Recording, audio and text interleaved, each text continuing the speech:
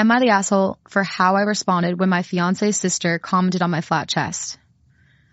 To get this out of the way, I'm a flat-chested girl. I suffer from health issues and growth problems, so I'm small, but I'm proud of myself. My fiance and I went over to his parents' house for his niece's birthday. I wore a sweetheart-shaped dress, and my sister-in-law, Mel, who always comments on my chest, saw the dress and went like, in quotes, "This dress needs boobs, and you ain't got any." I ignored her, but then at dinner, she asked if I was planning on getting a plastic surgery before the wedding so that I didn't ruin the wedding dress.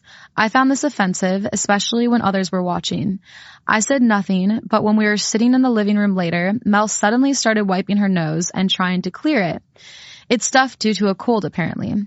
She has a large nose, so I smiled and said, "Do you need help with that? I could get the plunger for you."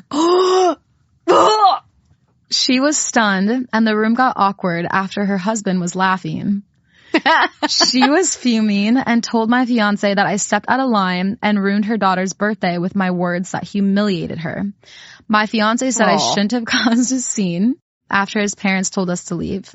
I explained how her comments made me feel, but he said that she said it out of concern, but my comment was out of hate. Now she's expecting an apology. Did I go too far here? Am I the asshole for being disgusting in front of my fiance's family to prove a point? Oh, God. Disclaimer, discussions of poop. You heard it, guys. Skip now. Or don't. So I'm a semi-vegan. I have lactose intolerance, gluten sensitivity, not to be confused with celiac, and IBS. I get teased a lot for my dietary choices, mostly because people think I'm a preachy PETA ass, but in reality, I'm fighting a constant battle to not shit my pants. Oh. I also get people thinking I have an eating disorder because I'm relatively petite and can't eat 99% of food, and spend a lot of time in the bathroom. I do eat occasional fish or baked chicken, but 99% of my diet is plant-based. Red meat is a no-go, no dairy, and I don't eat grains, which sucks because I love bread so effing much. Mm-hmm. Over the weekend, my fiance and I went to his parents' house. They wanted to give us an engagement dinner. We've been engaged for 3 months now, but we live a ways away. At the dinner was my mom, stepdad, younger brother, and grandma. They know of my food aversions. They know I just eat rabbit food. I've been with my fiance for 4 years now. But at the dinner, they served very well-seasoned chicken and sausage jambalaya with cornbread and smothered potatoes. I've lived my entire life in the southern U.S. surrounded by delicious food I cannot digest. I was really hurt. It felt like I was ignored. My fiance asked if there was anything I could eat, since it was all almost completely against my dietary restrictions. Their response was I should just live a little and I needed some meat on my bones anyway. After all, we were celebrating and I should enjoy myself. Well, I excused myself and my fiance asked if I wanted to leave. I said no, I'm used to it. I didn't want to come off as stuck up. So I ate the food. Not a lot, but enough to be polite. Oh, no. And listen, it was fucking good, I'll admit it.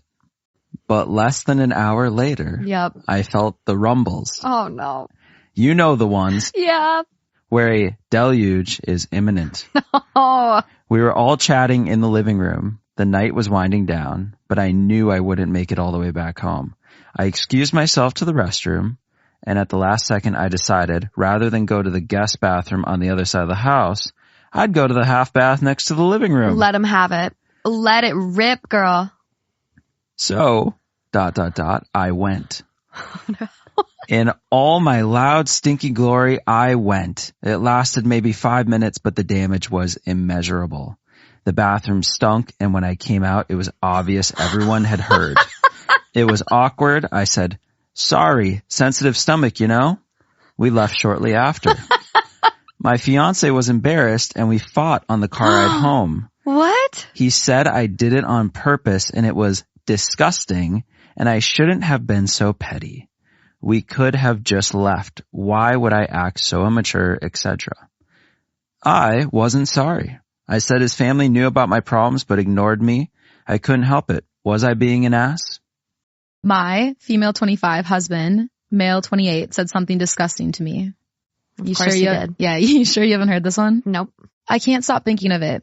I've been in the bath for a long time because I've been dreading going to bed with him.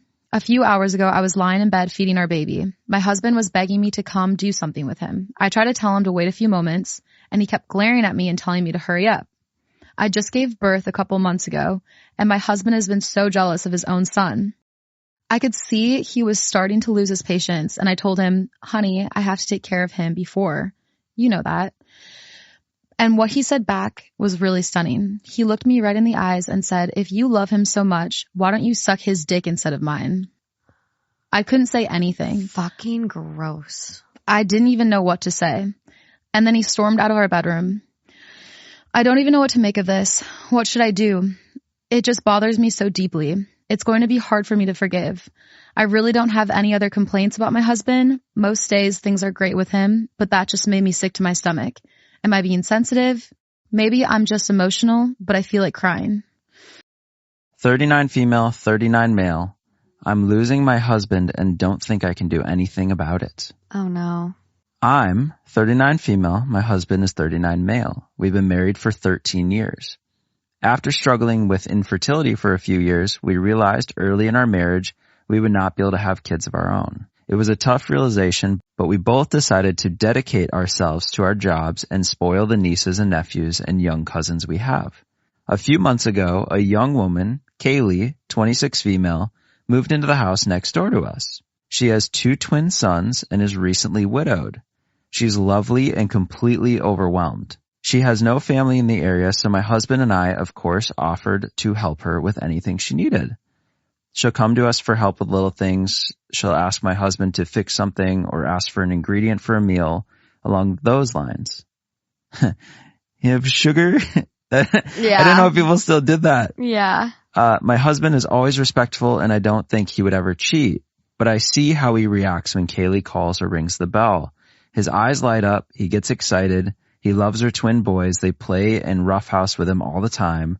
Our driveway runs along the side of her yard. When he used to come home from work and they would be outside, he'd take a few minutes to play with them before he came in. So now they're out there every afternoon waiting for him. Oh no.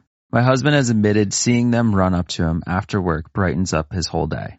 I know my husband would never cheat or betray me, but I see him losing himself in this fantasy of what if this was my family?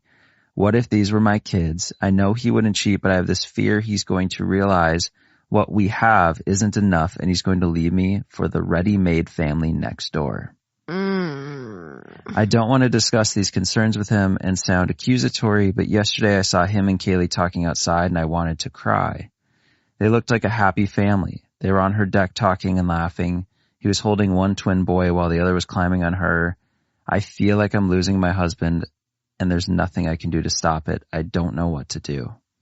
My best friend, 31 male, and I, 27 male, have a tradition of taking a yearly weekend trip together that's phone-free. We've been doing this for over a decade now. These weekend trips consist of us staying in a suite and exploring the city, not traversing the wilderness, so it's not like we're completely disconnected. Still, we like to keep one on hand for navigation and emergency purposes, and it would usually be friend's phone that we brought along. Fred and I left our trip 2 Fridays ago to make use of the long weekend. This was the first time I've gone on one of these trips since my wife and I moved in together, got engaged, or got married. However, we were dating for the last 2 years worth of trips, 2021 and 2022, and she seemed fine during that time. I would just tell her that I was going to be busy for the weekend and she'd leave me alone. I understand there are different expectations once you get married, but I didn't expect for the 180 in behavior. My wife all but demanded I take my phone as well in case she needed to get a hold of me, despite her having Friend's number. I let her know I had arrived, and immediately after, she was texting me and asking me how things were. Then again, asking me another question when I didn't respond to the first one. I eventually muted our text conversation because I was sick of the phone buzzing. She called me a few hours later and asked why I wasn't responding to her texts. I reiterated that this was supposed to be a no-phone weekend and kept the call short despite her trying to drag out the conversation. She called me once more after this. When I answered the phone and found out it wasn't an emergency, I simply turned my phone off. The calls then started coming in from my friend and he followed suit. We spent the rest of the weekend with our phones off until the drive back on Monday. I called my wife and informed her when we were 30 minutes away from my place and she was furious. She said that there ended up being an emergency. Her sister got into a car accident that won't affect her long term, but still resulted in broken bones, and that I had just ignored her the entire time when she needed me.